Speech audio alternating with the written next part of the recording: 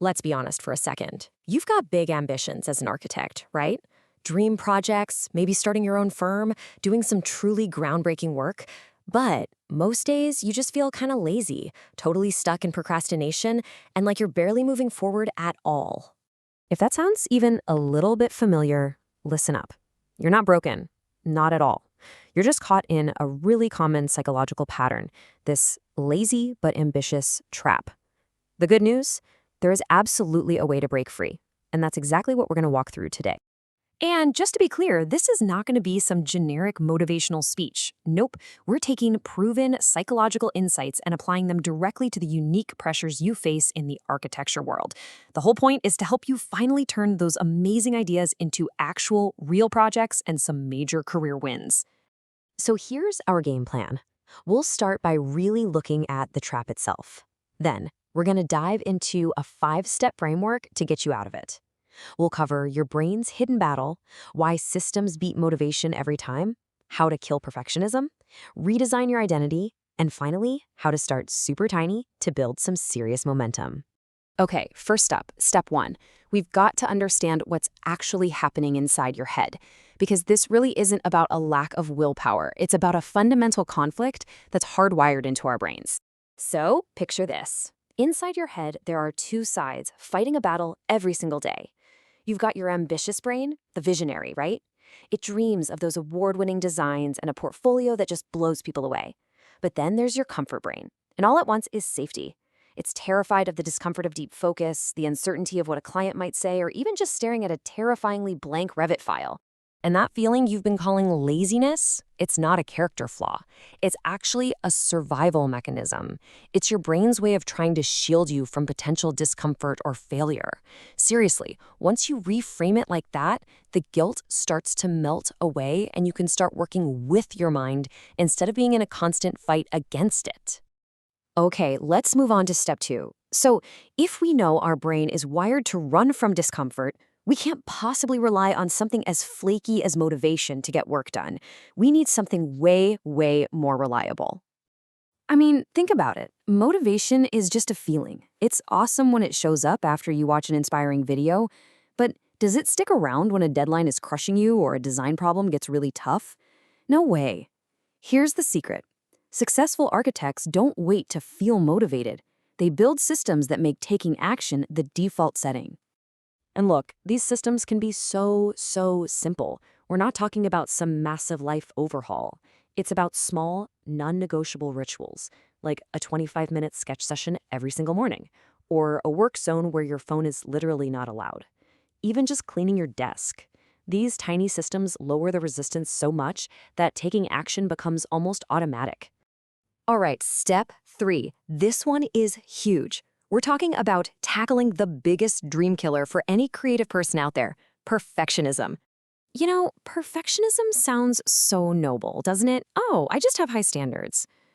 But let's be real. It's just fear wearing a fancy mask. It's the perfect excuse our brain uses to put off starting something. Because, hey, if you never really start, you can never really fail, right? And as a designer, you know this deep down.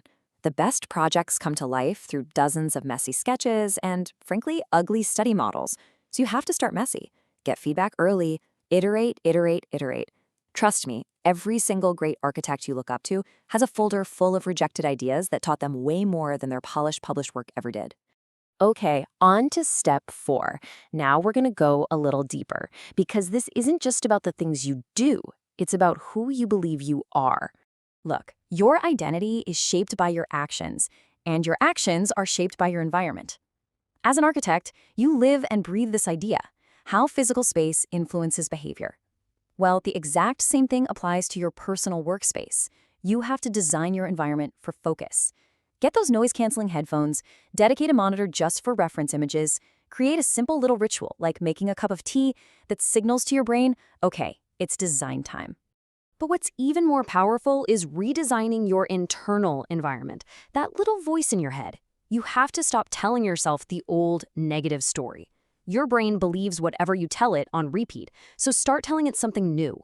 You're not a lazy architect. You are an architect who shows up consistently, even when it's tough. It's a game changer. And that brings us perfectly to our final and most crucial step. You don't build consistency by trying to change everything all at once.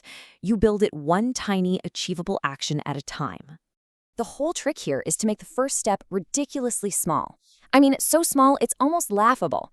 Don't commit to designing a whole building, just commit to 15 minutes. That's it. Open the software, draw a single line. The goal isn't to finish the project. The goal is simply to start. That one tiny win is what creates the momentum for the next day. And please listen to this part. This is absolutely essential. You are going to have off days. You will slip up. It is inevitable. The one thing that separates people who stay stuck from people who move forward is self-compassion. I mean, architects get enough criticism from clients and juries, right? Don't add your own voice to that negative chorus. Just acknowledge it, forgive yourself, and get right back to it tomorrow. No drama. So what happens when you actually put all 5 of these steps together? You do all this work. What's the real-world payoff? What does that career breakthrough actually look like? Well, the results are very real and very tangible. This is where you start seeing way faster progress on this portfolio pieces you've been putting off. It's where you walk into client meetings with so much more confidence because you know you're putting in the work consistently. You'll feel less burnt out, you'll find that creative flow state more often, and you'll finally feel real movement towards your biggest goals. You already have the ambition. That's never been the problem. That's the easy part. The magic, the real transformation, happens when you match that ambition with disciplined, consistent, and, don't forget this part, compassionate action. That right there is the formula for becoming truly unstoppable. So let's make this real for you, right now. Just take a second and think, which one of these is your biggest roadblock? Is it the perfectionism trap? Is it a distracting environment? Or is it that deep down fear of not being good enough? Just identifying it, that's the first huge step to dismantling it. If you take one thing away from all of this, let it be this. Stop waiting for the perfect moment. Stop waiting to feel motivated. Motivation is not a requirement to begin. You've got the ambition. You now have a plan. All that's left to do is start.